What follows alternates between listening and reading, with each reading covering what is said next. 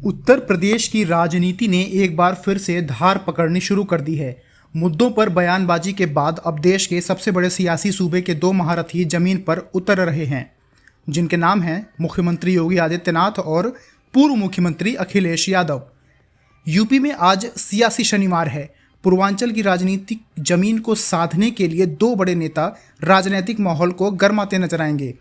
एक तरफ जहां योगी आदित्यनाथ अंबेडकर नगर, गाजीपुर और वाराणसी के दौरे पर रहेंगे, वहीं अखिलेश यादव समाजवादी पार्टी की उपजाऊ जमीन माने जाने वाले आजमगढ़ से पूर्वांचल की राजनीति को साधने की कोशिश करते दिखाई देंगे। दरअसल उत्तर प्रदेश में 10 सीटों पर विधानसभा उपचुनाव होने हैं।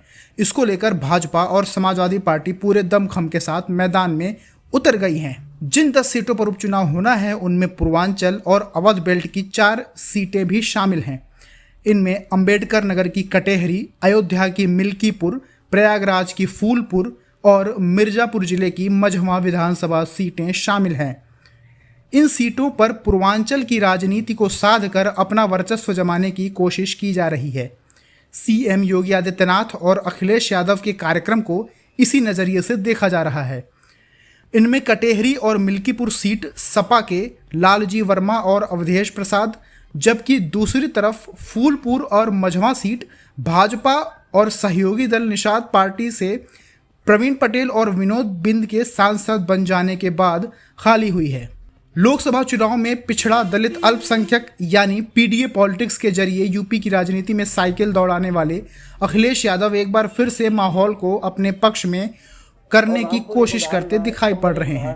वहीं लोकसभा चुनाव में बड़ी हार झेलने के बाद सीएम योगी आदित्यनाथ और भारतीय जनता पार्टी एक बार फिर से उत्तर प्रदेश की राजनीति में अपना दबदबा कायम करने की कोशिश में है। विधानसभा उपचुनाव इसमें एक बड़े मौके के तौर पर दिख रहा है। सीएम योगी के साथ डिप्टी सीएम केशव प्रसाद मौर्य और ब्रजेश पाठक भी इस अभियान में जोर शोर से जुटे हुए हैं।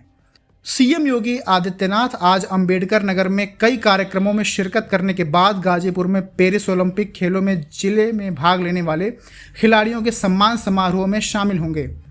करमपुर के मेघ बरन सिंह हॉकी स्टेडियम में ओलंपियन राजकुमार पाल और ललित उपाध्याय के लिए सम्मान समारोह का कार्यक्रम है। इसके बाद सीएम योगी आदित्यनाथ वाराणसी के 2 दिवसीय दौरे पर चले जाएंगे। वह बाबा विश्वनाथ के दर्शन के बाद बनारस में कई कार्यक्रमों में शिरकत करेंगे, तो वहीं प्रदेश में कानून व्यवस्था की समीक्षा भी करेंगे। इस दौरान वह पार्टी के विधायकों, जिला पंचायत अध्यक्ष, मेयर और पार्टी के जिला तथा क्षेत्रीय पदाधिकारियों के साथ मुलाकात भी करेंगे। वहीं बात दूसरी तरफ अखिलेश यादव की करें तो वाराणसी से होते हुए आजमगढ़ में एक निजी हॉस्पिटल के ओपनिंग समारोह में शामिल होंगे। वह लालगंज क्षेत्र में पार्टी के नेताओं और कार्यकर्ताओं के साथ भी मुलाकात करेंगे। दरअसल पूर्वांचल की राजनीति अलग तरह की है। यहाँ से सीएम योगी आदित्यनाथ और प्रधानमंत्री नरेंद्र मोदी चुनकर आते हैं। इसके बाद भी भाजपा पूरे दमखम के साथ यहाँ पाव जमा पाने में कामयाब नहीं हो सकी है। इसका सबसे बड़ा कारण पिछड़ा और दलित वोट बैंक है। 2014 और 19 के लोकसभा चुनाव में भाजपा ने पिछड़ा दलित वोट बैंक को साधने में कामयाबी हासिल की थी, जिसका असर चुनाव परिणाम में भी दिखा। 2014 में जहां भाजपा ने यूपी की 80 में से 71 सीटें जीती, वहीं 2019 के लोकसभा में भाजपा को 62 सीटों पर जीत मिली। हालांकि इस बार 2024 के लोकसभा चुनाव में भाजपा को यूपी के अन्य इलाकों के साथ ही पूर्वांचल और अवध के बेल्ट में भी करारी हार का सामना करना पड़ा। इसका कारण अखिलेश यादव की पीडीए पॉलिटिक्स रही।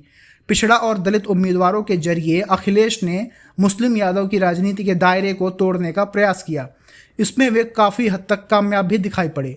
हालांकि अब विधानसभा उपचुनाव भाजपा के लिए एक बड़े मौके के तौर पर है। इसको लेकर पार्टी बड़ा प्रयास करती दिखाई पड़ रही है। यूपी की राजनीति में वर्चस्व कायम करने के लिए भाजपा और सपा ने अपने अपने मुद्दों को जनता के बीच स्थापित करने का काम शुरू कर दिया है। सीएम योगी आदित्यनाथ एक बार फिर कानून व्यवस्था और महिला अपराध के मुद्दों को लेकर राजनीति करते दिख रहे हैं। वहीं बांग्लादेश में हिंदुओं के पर हो रहे हमले के मुद्दों को भी जोर शोर से उठाकर वह विपक्ष की चुप्पी का मसला भी छेड़ दे रहे हैं। अयोध्या गैंगरेप और कन्नौज में कथित रेप कांड में समाजवादी पार्टी नेताओं की संलिप्तता का मुद्दा भी जोर शोर से उठाया गया। वहीं सीएम योगी आदित्यनाथ ने विधानसभा में लखनऊ के गोमती नगर में बारिश के दौरान हुई छेड़छाड़ कांड पर जो बयान दिया था वह भी चर्चा में है। इसमें उन्होंने एक यादव और एक मुस्लिम आरोपी का नाम विधानसभा में लिया था। अखिलेश पीडीए की राजनीति के साथ साथ MY यानी कि मुस्लिम और यादव समीकरण को भी साधने की कोशिश करते नजर आ रहे हैं।